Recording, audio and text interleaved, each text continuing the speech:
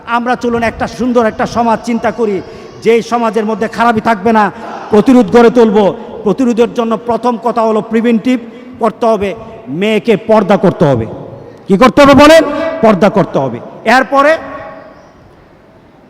কাদের সাথে চলা যায়, যে 14 জন মুহরিম বলা হয়েছে, যে 14 জনের সাথে পর্দা করা লাগে না, এর বাইরে যত আছে সবার সাথে পর্দা করা লাগে। এটা আপনার মেয়েকে শিক্ষা দিতে হবে, আপনার ছেলেকে শিক্ষা দিতে হবে। কি বলেন? দেওয়া দরকার আছে কিনা বলেন? এরপরে কি করতে হবে? আপনার মেয়ের ফ্রেন্ড থাকবে, বন্ধু থাকবে, কিন্তু বন্ধুটা হবে মেয়ে। আপনার ছেলের বন্ধু থাকবে, বন্ধুটা হবে ছেলে।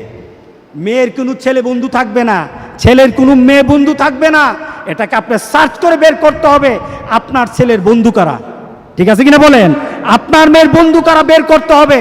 এই বন্ধু আপনাকে নিরূপণ করে দিতে হবে, এদের সাথে চলা যাবে না, কোনো মেয়ের সাথে কোনো ছেলে চলতে পারবে না, ছেলের সাথে মেয়ে চলতে পারবে না। এই চিন্তা আপনার মেয়ের মধ্যে দিয়ে দিতে হবে। এরপরে সামনে শীতকাল আসতেছে, আছে কি না পিকনিক, পিকনিক পিকনিক আছে কি না? পিকনিক আপনি দেখবেন সামনে এই যে কোভিড-19 কারণেও পিকনিক কিন্তু ঠেকানো যাবে না। ছেলে আপনার কোন দিক দিয়ে পিকনিকে চলে গেছে টের পাবেন না। কোথায় গেছে? কক্সবাজার। কোথায় গেছে? সিলেট। কোথায় গেছে? সুন্দরবন। কোথায় গেছে? ওই যে কুমিল্লায় বার্ডের এখানে চলে গেছে। সাথে কে আছে? ছেলে আর মেয়ে, কতগুলি একসাথে কলেজ আর স্কুলের মেয়েরা গিয়ে চলে গেছে। আছে কিনা বলেন? এগুলি প্রতিরোধ করতে হবে। আপনার ছেলে ঘর থেকে বের হওয়ার সময় জানতে হবে কোথায় যাচ্ছে। আপনার মেয়ে ঘর থেকে কখনো আপনার অনুমতি ব্যতীত বের হতে পারবে না। করেন পিকনিক নামে কোনো জিনিস তাদেরকে দেওয়া যাবে না। রাজি আছি তো সবাই ইনশাআল্লাহ? আপনার ছেলের ব্যাপারে করেন। এরপর কি করতে হবে? ওরা বলে আমরা স্বাধীন চাই, স্বাধীনতা চাই, আমরা স্বাধীন হতে চাই। কি স্বাধীন হতে চাও? মন যা চায় তাই করব। তোমার মনের মালিক তুমি না, তোমার মনের মালিক আল্লাহ। কথা ঠিক আছে কিনা বলো? এই চোখকে কিভাবে কন্ট্রোল করতে হবে? রাসূল সাল্লাল্লাহু আলাইহি সাল্লাম বলেছেন, কাল হাসুরের দিন কিছু লোককে আল্লাহ সুবহানাহু ওয়া তাআলা জেনার কাতারে দাঁড়া করাবে। কিসের কারণ? হাতের কারণ। জেনা করে নাই, জেনার দিকে হাত বাড়িয়েছে। চোখ দিয়ে জেনা করেছে, পা দিয়ে জেনা করেছে, তার মুখ দিয়ে জেনা করেছে, কিছু জেনার কথা শুনেছে। এই সব কিছু হাদিস আছে। এই সব কিছুর কারণে কাল হাসুরের দিন সে জেনার কাতারে দাঁড়াবে। আছে কি না? এই মোবাইলের মধ্যে জেনার অনেক আইটেম আছে। যারা দেখবে, যারা শুনবে, জেনার কাতারে দাঁড়িয়ে যাবে। চোখ দিয়ে দেখবে, কান দিয়ে শুনবে, জেনার কাতারে কাল হাসুরের দিন দাঁড়িয়ে যাবে। বলেছেন মুহাম্মদুর রাসূলুল্লাহ সাল্লাল্লাহু আলাইহি সাল্লাম।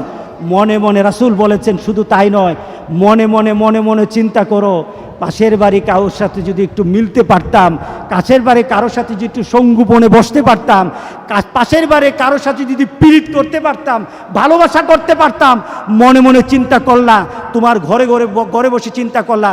রাসূল সাল্লাল্লাহু আলাইহি সাল্লাম বলেছেন, এটা তোমার মনের জিনা। এটা কিসের জিনা? মনের জিনা। এই চিন্তা আপনার আমার সন্তানকে যেন আল্লাহ দান করে দেন। এই জেনার হদ যেটা আছে, আল্লাহ যেটা বলেছেন, এই হদ আমাদের চালু করা দরকার। আছে কিনা বলেন? আছে কিনা বলেন? কেন? চরিত্রবান সন্তান, যেই সন্তানের রাসূল সাল্লাল্লাহু আলাইহি সাল্লাম বলেছেন, আমার উম্মতগুলি হবে তারা হাজারা থেকে সানা থেকে হাজারা মাউত পর্যন্ত একটা মেয়ে তার সৌন্দর্য, তার সকল অলংকার, সকল কিছু নিয়ে রাতের বেলা হেঁটে যাবে। একটা যুবক তার পাশে দিয়ে হেঁটে যাবে, দুজনের সাথে সম্পর্ক হবে। লা ইয়াখাফু ইল্লাল্লাহ। বলে লা ইয়াখাফু ইল্লাল্লাহ। তাদের কলিজায় একমাত্র ভয় হবে কার? আল্লাহ।